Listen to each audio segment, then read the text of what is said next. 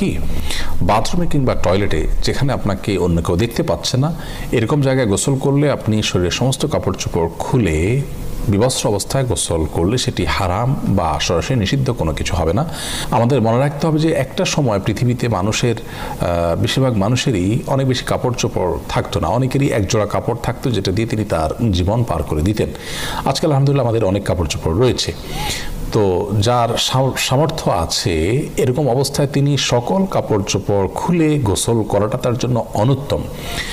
একজন সাহাবী নবী আকরাম সাল্লাল্লাহু আলাইহি ওয়াসাল্লামকে এই ধরনের একটি প্রশ্ন করেছিলেন, তিনি তখন তার জবাবে বলেছিলেন যে লাল্লাহু আহাক্কু আন ইউস্তাহিয়া মিনহু, কেউ একাকী আছেন, নির্জনে আছেন, তাকে কেউই দেখছে না, এমত অবস্থায় তিনি সকল কাপড় চোপড় খুলে ফেলবেন।